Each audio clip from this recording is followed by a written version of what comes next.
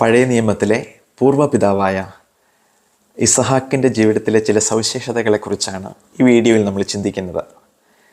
ഉൽപ്പത്തി പുസ്തകം 26-ാമത്തെ അധ്യായത്തിൻ്റെ തലക്കെട്ട് ഇങ്ങനെയാണ്: ഇസഹാക്കും അബിമലേക്കും.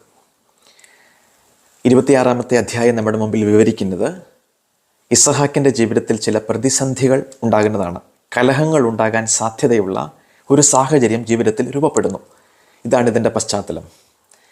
ഇങ്ങനെയൊരു പശ്ചാത്തലത്തിൽ കലഹങ്ങളോ കോൺഫ്ലിക്റ്റുകളോ പ്രതിസന്ധികളോ ജീവിതത്തിൽ ഉണ്ടാകാൻ സാധ്യതയുള്ള ഒരു സമയത്ത് ഇസഹാക്ക് ചെയ്യുന്ന ഒരു കാര്യമാണ് ഈ വീഡിയോയിൽ നമ്മൾ ചിന്തിക്കുന്നത്.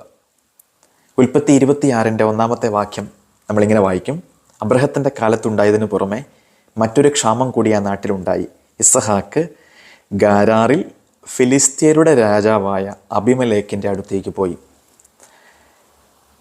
ഗാരാർ എന്ന് പറയുന്ന ഒരു സ്ഥലത്തേക്ക് താമസിച്ചുകൊണ്ടിരുന്ന സ്ഥലത്ത് നിന്ന് ക്ഷാമമുണ്ടാകുമ്പോൾ എത്തിച്ചേരുന്ന ഇസഹാക്ക്, ഗാരാറിൽ എത്തിച്ചേരുന്നതിന് മുൻപ് ഇസഹാക്ക് എവിടെയായിരുന്നു എന്നുകൂടി നമ്മൾ മനസ്സിലാക്കേണ്ടതുണ്ട്. ഉൽപ്പത്തി 24:62 നമ്മൾ വായിക്കും: ആയിടയ്ക്ക് ഇസഹാക്ക് ബേർലഹാറോയിൽ നിന്നും പോന്ന് നെഗബിൽ താമസിക്കുകയായിരുന്നു. ബേർലഹാറോയ് എന്ന് പറയുന്ന സ്ഥലത്തോ നെഗബിലോ ആയിരുന്നു ഗാരാറിൽ എത്തുന്നതിന് മുൻപ് ഇസഹാക്ക് താമസിച്ചിരുന്നത് എന്നാണ് വിശുദ്ധ ഗ്രന്ഥം വായിക്കുമ്പോൾ നമ്മൾ തിരിച്ചറിയുന്നത്. ഉൽപ്പത്തി 25:11 നമ്മൾ വായിക്കും: അബ്രഹത്തിൻ്റെ മരണത്തിന് ശേഷം ദൈവം അവൻ്റെ പുത്രൻ ഇസഹാക്കിനെ അനുഗ്രഹിച്ചു. അവൻ ബേർലഹാറോയിൽ പാർത്തു. ബേർലഹാറോയ് എന്ന് പറയുന്ന സ്ഥലത്തിൻ്റെ പ്രത്യേകത എന്തായിരുന്നുവെന്ന് മനസ്സിലാക്കേണ്ടതുണ്ട്. ഉൽപ്പത്തി 16, 13, 14 ഈ സ്ഥലത്തെക്കുറിച്ചുള്ള പരാമർശം ആദ്യമായി ബൈബിളിൽ പ്രത്യക്ഷപ്പെടുന്നത്. അബ്രഹത്തിൻ്റെ ഭാര്യയായ സാറായി ഹാഗാറിനോട് അവൾ ഗർഭിണിയാണെന്നറിഞ്ഞപ്പോൾ ക്രൂരമായി പെരുമാറാൻ തുടങ്ങിയ ഒരു സാഹചര്യത്തിൽ ആ ദുരനുഭവങ്ങളിൽ നിന്ന് ഓടിയകന്ന ഹാഗാർ അഭയം പ്രാപിക്കുന്ന ഒരിടത്തിൻ്റെ പേരാണ് ബേർലഹാറോയ്. എന്നെ കാണുന്നവനായ ദൈവത്തെ ഞാനും കണ്ടു എന്നുള്ള അർത്ഥത്തിലാണ് വീട് വിട്ടിറങ്ങിപ്പോകുന്ന, അബ്രഹത്തിൻ്റെ വീട് വിട്ടിറങ്ങിപ്പോകുന്ന മരുപ്രദേശത്ത് അഭയം പ്രാപിക്കുന്ന ഹാഗാർ ദൈവത്തെ ഏൽ റോയ് എന്ന് സംബോധന ചെയ്യുന്നത്. അതിന് തൊട്ടടുത്തൊരു നീരുറവയുണ്ട്. ആ നീരുറവയുടെ പേരിനോടുകൂടി ചേർത്ത് ബേർലഹാറോയ് എന്ന് ആ സ്ഥലം അറിയപ്പെടുന്നു. പറഞ്ഞു വരുന്നത്, ഹാഗാർ ഒരു പ്രതിസന്ധിയിൽ ദൈവത്തെ കണ്ടുമുട്ടിയ ഇടമാണ് ബേർലഹാറോയ്.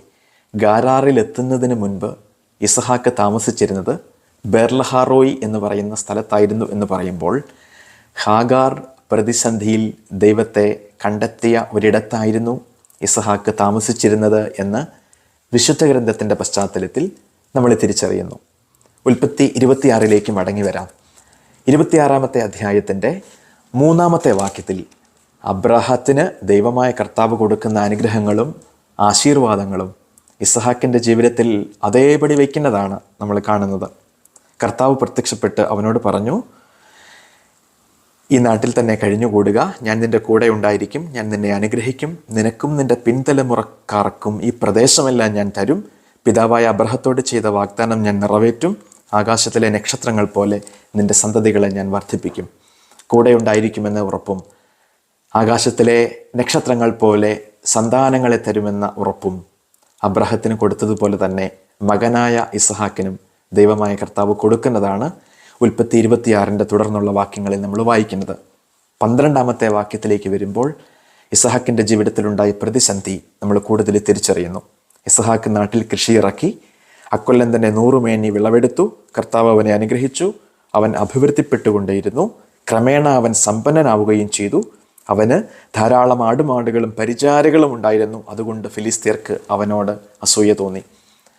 ഇസഹാക്ക് വളരുന്നത് കണ്ട്, ഇസഹാക്ക് സമ്പന്നനാകുന്നത് കണ്ട്, ഇസഹാക്കിനെ ദൈവം അനുഗ്രഹിക്കുന്നത് കണ്ട് ഫിലിസ്ത്യർക്ക് അവനോട് അസൂയ തോന്നുന്ന ഒരു രംഗമാണ് 26-ാമത്തെ അധ്യായം നമ്മുടെ മുമ്പിൽ പരിചയപ്പെടുത്തുന്നത്. ഗാരാറിലെ ഇടയന്മാർ ഇസഹാക്കിനോട് അസൂയ തോന്നി. കൃഷി ആവശ്യങ്ങൾക്ക് വേണ്ടി ഇസഹാക്ക് കുഴിച്ച കിണറുകളൊക്കെയും തങ്ങളുടെ കിണറുകളാണ് എന്ന് അവകാശവാദം ഉന്നയിക്കുന്നു. മരുഭൂമിയിൽ ഏറ്റവും അനിവാര്യമായ ആവശ്യമാണ് ഒരു ജലസ്രോതസ്. അതുകൊണ്ട് തന്നെ ജലസ്രോതസ്സിനു വേണ്ടി വഴക്കിടുകയും അവകാശവാദം ഉന്നയിക്കുകയും ചെയ്യുന്ന ഒരു പശ്ചാത്തലം ഇത് എഴുതപ്പെടുന്ന സാഹചര്യങ്ങളിൽ ഉണ്ട് എന്ന് നമ്മൾ അനുമാനിക്കുന്നു. അതുകൊണ്ട് തന്നെ അനിവാര്യമായ ഒരു ജലസ്രോതസ്സിന് വേണ്ടിയാണ് ഈ വഴക്ക്. ഇസഹാക്ക് കുഴിക്കുന്ന കിണറുകളൊക്കെയും ഇസഹാക്ക് നിർമ്മിച്ചെടുക്കുന്ന കിണറുകളൊക്കെയും തങ്ങളുടേതാണ് എന്ന് ഗാരാറിൽ താമസിക്കുന്ന ഇടയന്മാർ അവകാശപ്പെടുന്നു. ഓരോ പ്രാവശ്യം ഗാരാറിലെ ഇടയന്മാർ ഈ അവകാശവാദം ഉന്നയിക്കുമ്പോഴും ഇസഹാക്ക് ചെയ്യുന്ന ഒരു യാഥാർത്ഥ്യമാണ് ആത്മീയമായ പാഠമായി നമ്മൾ ഹൃദയത്തിൽ സൂക്ഷിക്കുന്നത്. വഴക്കുണ്ടാകാൻ സാധ്യതയുള്ള ഇടങ്ങളിൽ നിന്ന് മാറിപ്പോകുന്ന ഇസഹാക്ക് എവിടേക്കാണ് പോകുന്നത് എന്നുള്ളതാണ് അടുത്തതായി നമ്മൾ കണ്ടെത്തുന്ന ഉത്തരം. ഉൽപ്പത്തി 26:23 നമ്മൾ വായിക്കും. അവിടെ നിന്ന് അവൻ ബേർഷബയിലേക്ക് പോയി. ആ രാത്രി തന്നെ കർത്താവ് അവന് പ്രത്യക്ഷപ്പെട്ടു. നിന്റെ പിതാവായ അബ്രഹത്തിൻ്റെ ദൈവമാണ് ഞാൻ, നീ ഭയപ്പെടേണ്ട, നിന്നോട് കൂടെ ഞാനുണ്ട്. എൻ്റെ ദാസനായ അബ്രഹത്തെ പ്രതി നിന്നെ ഞാൻ അനുഗ്രഹിക്കും, നിന്റെ സന്തതികളെ ഞാൻ വർദ്ധിപ്പിക്കുകയും ചെയ്യും. എന്തായിരുന്നു ബേർഷബ എന്ന് പറയുന്ന സ്ഥലത്തിൻ്റെ പ്രത്യേകത? ആദ്യമായി ഹാഗാർ ദൈവത്തെ കണ്ടെത്തിയത് ബേർലഹറോയ് എന്ന് പറയുന്ന സ്ഥലത്താണെങ്കിൽ, രണ്ടാമത് വീട് വിട്ടിറങ്ങി ഇസ്മായിൽ എന്ന കുഞ്ഞിൻ്റെ നിലവിളിക്ക് ദൈവമായ കർത്താവ് ഹാഗാറിന് ഉത്തരം കൊടുക്കുന്നത് ബേർഷബ മരുപ്രദേശത്ത് വെച്ചാണ്. ബേർഷബ മരുപ്രദേശത്ത് വെച്ചാണ് കുഞ്ഞിൻ്റെ ദാഹമകറ്റുന്നതിന് നീരുറവ ഹാഗാർ കണ്ടെത്തുന്നത്. ബേർഷബയിൽ ഹാഗാർ ദൈവത്തെ കണ്ടെത്തിയ ഇടമാണ്. അബ്രഹത്തിൻ്റെ ജീവിതത്തിലും ബേർഷബ എന്ന സ്ഥലവുമായി ബന്ധമുണ്ട് എന്ന് തിരിച്ചറിയുമ്പോൾ ഇസഹാക്ക് ബേർഷബയിലേക്ക് പോയതിൽ ഒരു ആത്മീയമായ അർത്ഥം നമുക്ക് മനസ്സിലാക്കാൻ സാധിക്കും. ഉൽപ്പത്തി പുസ്തകത്തിൻ്റെ 21 അധ്യായം 33 നമ്മൾ വായിക്കും. അബ്രഹാം ബേർഷബയിൽ ഒരു ഭാനുക വൃക്ഷം നട്ടുപിടിപ്പിക്കുകയും നിത്യദൈവമായ കർത്താവിൻ്റെ നാമത്തിൽ ആരാധന നടത്തുകയും ചെയ്തു. ഉൽപ്പത്തി 21 അബ്രഹാം നേരിടുന്ന പ്രതിസന്ധിയും ജലസ്രോതസ്സുമായി ബന്ധപ്പെട്ട ഒരു കിണറുമായി ബന്ധപ്പെട്ട വിഷയം തന്നെയാണ്. അവിടെയും ആ പ്രശ്നത്തിൻ്റെ പരിഹാരം രാജാവ് വഴി കണ്ടെത്തിയതിന് ശേഷം അബ്രഹാം നടത്തിയ ഏറ്റവും മനോഹരമായ കാര്യം അബ്രഹാം നിത്യദൈവമായ കർത്താവിൻ്റെ നാമത്തിൽ ആരാധന നടത്തി എന്നുള്ളതായിരുന്നു. തൻ്റെ പിതാവായ അബ്രഹാം നിത്യദൈവമായ കർത്താവിൻ്റെ നാമത്തിൽ ആരാധന നടത്തിയ ബേർഷബ എന്ന സ്ഥലത്തേക്കാണ് ജീവിതത്തിൽ കലഹങ്ങൾ ഉണ്ടാകാൻ സാധ്യതയുള്ള ഒരു സമയത്ത് ഇസഹാക്ക് യാത്ര ചെയ്തത് എന്നുള്ളതാണ് ആത്മീയമായ പാഠം. കലഹങ്ങൾ ഇഷ്ടപ്പെടാതിരുന്ന പിതാവായിരുന്നു അബ്രഹാം എന്നുള്ളത് ഇസഹാക്കിന് നന്നായി അറിയാം. കാരണം ഉൽപ്പത്തി 13 നമ്മൾ വായിക്കും, ലോത്തിൻ്റെയും അബ്രഹത്തിൻ്റെയും ഇടയന്മാർ തമ്മിൽ കലഹങ്ങളുണ്ടാകുമ്പോൾ അബ്രഹത്തിൻ്റെതായി അവിടെ കുറിക്കപ്പെട്ടിരുന്ന വാക്യം ഇതാണ്: നമ്മൾ സഹോദരങ്ങളാണ്, നമുക്കിടയിൽ കലഹങ്ങൾ പാടില്ല. കലഹങ്ങൾ ആഗ്രഹിക്കാത്ത അബ്രഹത്തിൻ്റെ മകനായിരുന്നു ഇസഹാക്ക്. അതുകൊണ്ട് തന്നെ കലഹങ്ങളിൽ നിന്നും അകന്നു നിൽക്കാൻ ഇസഹാക്ക് ശ്രമിച്ചിരുന്നു എന്നുള്ളതാണ് ഈ ദൈവവചന വായന യാത്രയിൽ നമ്മൾ കണ്ടെത്തുന്ന പ്രധാനപ്പെട്ട ഒരു പാഠം. ബേർഷബയിലെത്തി എന്താണ് ഇസഹാക്ക് ചെയ്തത് എന്നുകൂടി പറഞ്ഞ് അവസാനിപ്പിക്കാം.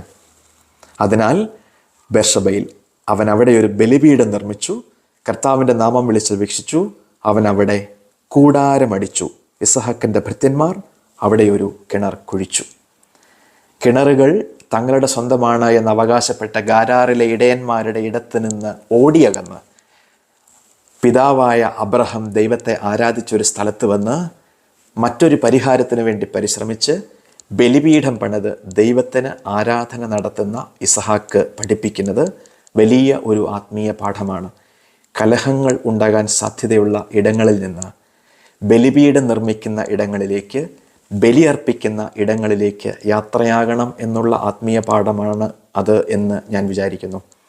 പുതിയ നിയമസഭയിൽ നിന്നുകൊണ്ട് ഈ ദൈവവചന ഭാഗത്തെ നമ്മൾ ധ്യാനിക്കുമ്പോൾ കർത്താവായ ഈശോയുടെ ബലിയർപ്പിക്കുന്ന ഇടങ്ങളിലേക്കും കാരണവന്മാർ പകുത്തു നൽകിയ വിശ്വാസ തീക്ഷ്ണതയുടെ ഇടങ്ങളിലേക്കും, സഭയിലാവട്ടെ, കുടുംബങ്ങളിലാവട്ടെ, വ്യക്തിബന്ധങ്ങളിലാകട്ടെ, സന്യാസ സഭകളിലാകട്ടെ, പ്രതിസന്ധികളോ വഴക്കുകളോ അഭിപ്രായ വ്യത്യാസങ്ങളോ ഉണ്ടാകുമ്പോൾ കുറച്ചു നേരം മൗനമായി ആ വഴക്കുണ്ടാകാൻ സാധ്യതയുള്ള ഇടങ്ങളിൽ നിന്ന് അകലം പാലിച്ച് ബലിപീഠത്തിൽ അഭയം ഗമിക്കുമ്പോൾ, പിതാക്കന്മാർ പഠിപ്പിച്ച വഴികളിൽ അഭയം ഗമിക്കുമ്പോൾ, പിതാക്കന്മാരുടെ പ്രബോധനങ്ങളിലോ പഠനങ്ങളിലോ അഭയം ഗമിക്കുമ്പോൾ പ്രതിസന്ധികൾക്ക്, കലഹങ്ങൾക്ക് പരിഹാരമുണ്ടാവുകയും ജീവിതം കൂടുതൽ കൃപാപൂർണമാവുകയും ചെയ്യുന്നു എന്ന് ഇസഹാക്കിൻ്റെ ജീവിതം പഠിപ്പിക്കുന്നു എന്ന് വിചാരിക്കുന്നു.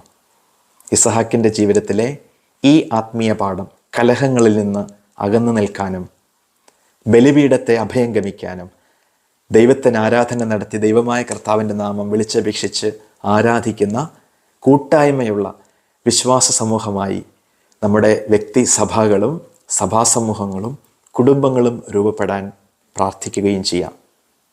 ആമേൻ.